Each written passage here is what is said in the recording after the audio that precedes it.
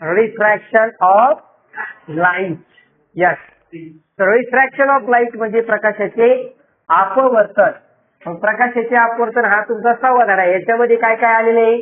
Law of refraction आलेले 2 वेळेस, 2020 आणि 2022. यावर्षी येणार म्हणजे येणार. काय सांगितलं त्यांचे की the incident ray and refracted ray are on the opposite side of the tangent at the point of incidence.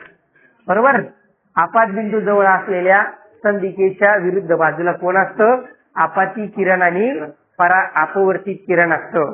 त्या ठिकाणी आपाती कोण हा मोठा असतो अपवर्तन कोणापेक्षा. कधी? जेव्हा ते विरल माध्यमातून घन माध्यमात चालू रेअर टू डेन्सर जात असतं तेव्हा.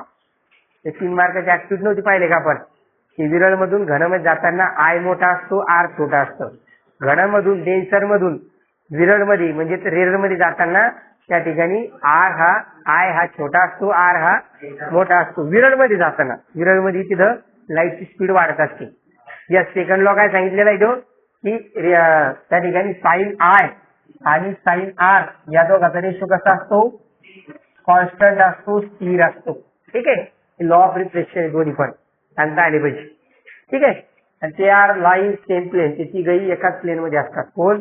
नॉर्मल, इन्सिडेंट रे, रिफ्रॅक्टेड रे, आपाती किरण, अपवर्तित किरण आणि संदिका हे एकाच प्रतलात असतात. बरोबर आहे. यस, त्याच्यानंतर रिफ्रॅक्टिव्ह इंडेक्स वरती क्वेश्चन आलेला आहे. हा, मॅच द पेअरचा पण क्वेश्चन येतो त्या ठिकाणी 2022, 23, 24, 26 ला येणार. जनरली काय करतात ते? ऍब्सोल्यूट रिफ्रॅक्टिव्ह इंडेक्स देतात. काय असतं absolute refractive index? The index of the medium which is with respect to the vacuum is called as a absolute refractive index. म्हणजे काय? निरपेक्ष अपवर्तनांक जो निर्वाताच्या संदर्भात घेत असतो. बरोबर आहे. याच्यावर आधारित प्रश्न येतात. त्याला कसं सॉल्व्ह करायचं? कधी बी एन बरोबर काय घ्यायचं? सी भागिले व्ही घ्यायचं. सी काय घ्यायचं? कधी पण सी घ्यायचं तुमची लाईटची स्पीड घ्यायची इन द व्हॅक्यूम. ती किती? ती 3 × 10⁸ मीटर पर सेकंड. या फॉर्म्युलाचा वापर करायचा, याचा यूज करायचा आहे. याच्यावर आधारित क्वेश्चन येतो बरं का. त्याच्यानंतर डिस्पर्शन हा एक क्वेश्चन राहिला, त्यातला रेनबोचा क्वेश्चन आला मागच्या वर्षी. रेनबो आला होता. Rainbow in the previous year rainbow आलेला होता बघा. भिंग आला होता, भिंग हे. ठीक आहे. यस, त्याच्यामध्ये रेनबोवरती आधारित कोणते 3 क्वेश्चन आले? 3 आले क्वेश्चन की ते पाण्याचे थेंब येते कशा पद्धतीने काम करतात. तर ते प्रिझम म्हणजे लोलकाप्रमाणे काम करतात. यस, याच्यामध्ये घडणाऱ्या 3 प्रक्रिया आहेत. 3 पैकी एकाचं नाव लिहायचं. धड्याचं नाव लिहिलं तरी चालतं. प्रकाशाचे अपवर्तन, प्रकाशाचे अपस्खलन, प्रकाशाचे परावर्तन. बरोबर आहे. हा, 3 पैकी एक लिहायचं होतं. एक तर रिफ्रॅक्शन ऑफ लाईट लिहा, एक तर डिस्पर्शन ऑफ लाईट लिहा, तर रिफ्लेक्शन ऑफ लाईट लिहा. कोणतं एक लिहायचं होतं. आणि त्याच्यानंतर आणखी एक 3रा क्वेश्चन होता, त्याची आकृती काढा. आकृती काढायची होती बघ. एक इन्सिडेंट रे दाखवायचा, त्याचे 2 रे तयार होतात, त्याच्या आतमध्ये टोटल इंटरनल रिफ्लेक्शन होतं. बरोबर, डायग्राम काढायची. Yes yes. आता याच्यात राहिलं काय काय? याच्यात राहिलं स्टार आणि प्लॅनेट ट्विंकल का, स्टार ट्विंकल का करतात, तारे का लुकलुकतात, ग्रह का लुकलुकत नाही, why the planet are not twinkle. त्यानंतर दुसरी गोष्ट, ते हॉरायझनच्या वरती सन का सीन होतो, सूर्य हा क्षितिजाच्या वर का दिसतो. बरोबर, तर ते आहे तुमचं प्रकाशाचं अपवर्तन. त्याच्यानंतर मायरिग म्हणजे काय, मृगजळ म्हणजे काय. बरोबर आहे, तारा का लुकलुकतो हे झालं. त्याच्यानंतर आणखी काय राहिलं त्याच्यामध्ये, ते डेन्स टू रेअरचे 3 नियम देईल तुम्हाला, की घन माध्यमातून विरल माध्यमात प्रकाश किरण जाताना तो संदिकेपासून दूर जातो. 3 लॉ आहेत. त्यानंतर विरळ मधून घन मध्ये जाताना तो संदिकेकडे झुकतो. बरोबर आहे. 1 मार्कात प्रश्न एक राहिला की जो रिफ्रॅक्टिव्ह इंडेक्स असतो, प्रकाशाचा अपवर्तनांक असतो, हा प्रकाशाच्या वेगावर अवलंबून असतो. त्या माध्यमात ते प्रकाशाचा वेग किती असतो. What is the speed of the light in that medium. On this thing the refractive index is depended. Refractive index हा कशावर अवलंबून आहे? The speed of light. बरोबर आहे? यस. अशा पद्धतीने हा झाला आपला 6 नंबरचा चॅप्टर. ओके. त्याच्यानंतर झाला 6 नंबर चॅप्टर झाला. त्याच्यानंतर आपण बघूया त्याच्यानंतर एक 7 नंबरचा चॅप्टर. त्याचं नाव आहे भिंगे व त्याचे उपयोग. याच्यातलं काय काय आलेलं आहे क्वेश्चन जास्त करून? त्याच्यामध्ये ह्युमन आय आणि विजन ऑफ डिफेक्ट हे कंटिन्यू आलेलं आहे. हे बघा 2020 ला आलंय, 23 ला आलंय, 24 ला आलंय, 25 ला पण आलेलं आहे, 26 ला पण येणार. आता याच्यात 3 डिफेक्ट ऑफ विजन आहे. दृष्टीचे दोष 3 आहे. कोणकोणते? एक निकट दृष्टीचा म्हणजे काय? नियर सायटेडनेस किंवा त्याला शब्द आहे मायोपिया. बरोबर आहे ना? Myopia, myopia. ज्याच्यामध्ये काय होतंय? आपल्याला जवळचं दिसतं, लांबचं दिसत नाही. पण त्याचे रिझन काय आहे? त्या ठिकाणी जी इमेज आहे ती कुठे तयार होती? ते नियर टू द लेन्सच्या जवळ तयार होते. ती रेटिना पर्यंत येत नाही, पुढं आपल्या पडद्यापर्यंत येत नाही. बरोबर? यस. पंच्या पटलापर्यंत येत नाही, दृष्टी पटलापर्यंत येत नाही. पार पटलातून भिंगातून 2 वेळेस प्रकाशाचं अपवर्तन होतं. तो प्रकाश बरोबर दृष्टी पटलावर यायला पाहिजे, येत नाही. यस. मग ते कसं बरोबर करायचं? त्यासाठी अंतर्गोल भिंग वापरायचं, कॉन्केव्ह भिंग वापरायची. बरोबर आहे? दुसरं कोणता दोष आहे? हायपरमेट्रोपिया किंवा फार सायटेडनेस. फार दूर दृष्टीचा, दूरचं दिसतं, जवळचं दिसत नाही. मग ते त्याचं मिनिंग सांगितलं. दुसरं त्याचे रिझन सांगायचं. इथे इमेज पुढे फॉर्म होती दृष्टी पटलाच्या पाठीमागं. बरोबर आहे? यस. त्या ठिकाणी त्याला करेक्ट डायग्राम ड्रॉ करा म्हणजे ते. मग ते कसं करेक्ट करायचं? करेक्ट करताना त्या ठिकाणी काय करायचं? कॉन्व्हेक्स लेन्स वापरायचं. कोणतं? बहिर्वक्र भिंग वापरायचं. बरोबर आहे? आणि त्यानंतर जे तिसरं आहे ट्रेस बायोपिया. त्याच्यावर क्वेश्चन आला होता मागच्या वर्षी की वयानुसार जे ज्योतीमध्ये दोष तयार होतो त्याला कोणता दोष म्हणतात? तर तो जो दोष असतो तो कोणता दोष असतो? तो वृद्ध दृष्टीचा, ज्याच्यामध्ये दोन्ही प्रॉब्लेम होऊ शकते. जवळचं दिसत नाही, लांबचं दिसत नाही. भाऊला दोन्ही भिंग लावणं गरजेचं आहे. भाऊने म्हणता येणार बाबाला दोन्ही भिंग लावावं लागतील. जवळचं लावावं लागेल, जवळच्यासाठी कोणतं लागेल? तर कॉन्व्हेक्स लागेल. आणि लांबच्यासाठी कोणतं लागेल? यस. ठीक आहे? यस. हे झालं कॉन्व्हेक्स लेन्सच्या पॉवरवर एक क्वेश्चन आलेला आहे. यस. पॉवरचा फॉर्म्युला काय आहे? भिंगाची शक्ती. काय फॉर्म्युला आहे तो? 1/f. त्याच्यातलं ते एक फेमस क्वेश्चन आलेला आहे 20 सेंटीमीटरचा. लय भारी आलेला आहे तो क्वेश्चन. 20 सेंटीमीटर ना दियांतर असणाऱ्या, फोकल लेंथ 20 सेंटीमीटर असणाऱ्या लेन्सची पॉवर किती असेल? तर ते 1/20 सेंटीमीटरला मीटर मध्ये कन्वर्ट करायचं. ते किती मीटर होतं? ते 0.2 मीटर होतं बा. 0.2 मीटरला डिवाइड करायचं. ते 1/0.2 मीटर म्हणजे किती येतं? ते 5 डायोप्टर येतं. शेवटी आन्सर लिहायचं बरं का. The power of lens is 5 dioptre असं लिहायचं. तर भिंगाची शक्ती किती आहे? 5 डायोप्टर आहे. यस. चला हे झालं. त्याच्यानंतर मायक्रोस्कोपवर आधारित प्रश्न आहे. 2022 ला, 24 ला, 25 ला आलेला आहे. मायक्रोस्कोप कोण वापरतं? ते वॉच रिपेअर वापरतात पहा. घड्याळ दुरुस्त करणारे साधा सूक्ष्मदर्शी वापरतात. Simple microscope. त्याच्यामध्ये काय करा? त्याचे यूज पार्ट करून ठेवा. 3 यूज. एक ऑप्टिकल इन्स्ट्रुमेंट म्हणजे कशामध्ये? गॉगल मध्ये यूज करतात. नंबर 2 लाईट्स मध्ये यूज करतात. पुढं लाईट्स मध्ये यूज करतात ना, प्रोजेक्टर, इलेक्ट्रिकल इक्विपमेंट मध्ये वापरतात. 3 गोष्टी. प्रत्येकाचे दोन्ही यूज सांगायचे, तिन्ही सांगायचे. बरोबर आहे? काय झालं भाऊ? जमा ना? ठीक आहे. ठीक आहे. चलो आता याच्यात राहिले काय? राहिले त्याच्यातले ते डायग्राम, तो टेबल राहिला पाहतो. कोणता? Images obtaining from the convex lens. म्हणजे काय? बहिर्गोल भिंगापासून मिळणाऱ्या प्रतिमाचा टेबल राहील. काय सांगतो तो टेबल की जर वस्तू अनंत अंतरावर असेल तर प्रतिमा नाभीवर तयार होते. प्रतिमा खूप छोटी असते. 5 स्पेसेस मध्ये सेम सेम डायग्राम इमेज आहे त्याची. कशी इमेज आहे त्याची? पुढे तो टेबल सापडला नसतो तुम्हाला, मला माहिती आहे. 3 मार्कासाठी प्रश्न आला होतो. Correct the table. यस, तो टेबल करेक्ट करता आला पाहिजे. किती पेज नंबरवर तो? यस, किती पेज नंबरवर तो? 83 पेज नंबर वाईज. कोणता तो? इमेजेस ऑब्टेनिंग फ्रॉम कुठून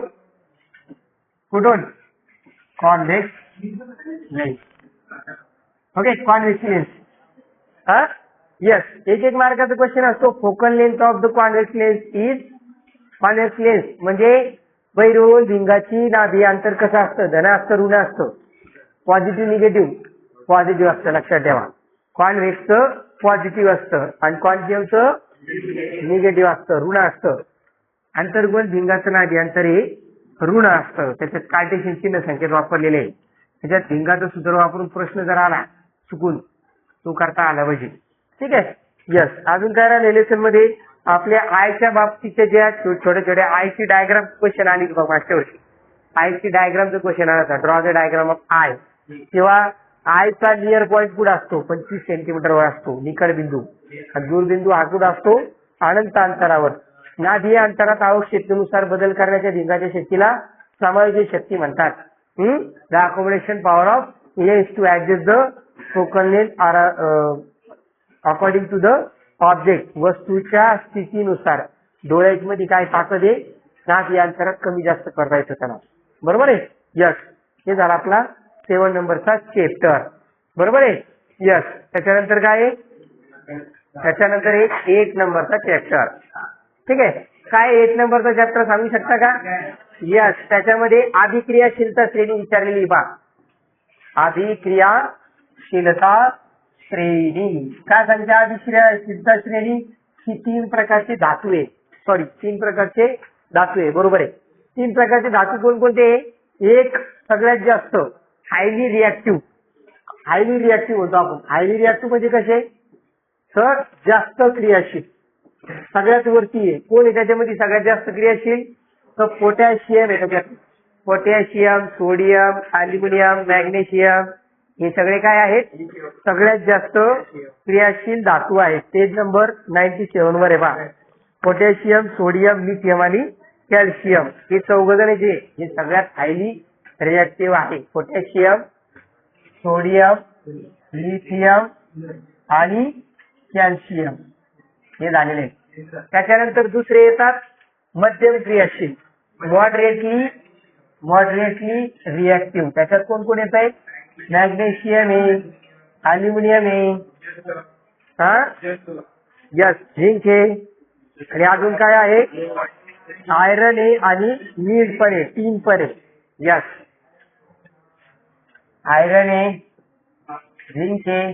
यस, ही सगळे आहेत कोणते? मॉडरेटली रिॲक्टिव्ह, मध्यम क्रियाशील. सगळ्यात कमी क्रियाशील कोण आहे रे?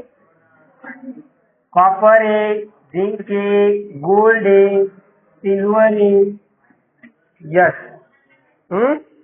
यस, हे यावर आधारित क्वेश्चन आलेले आहेत. यस, 2020 आणि 22 ला आलेला आहे जो क्वेश्चन यावर्षी येऊ शकतो.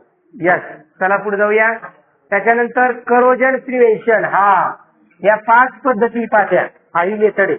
आता करोजन कधी झालं आपलं? 3ऱ्या लेसन मध्ये सगळ्यात शेवटचं सेकंड लास्ट पॉईंट आहे.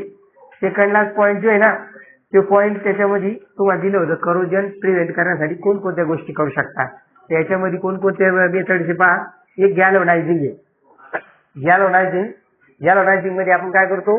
त्या ठिकाणी झिंकची लेअर देतो. बरोबर आहे का? जस्ताचा पातळ थर द्यायचा. सगळ्यावरती थरच देतात पहा. कशाचा आणि कशाचा थर.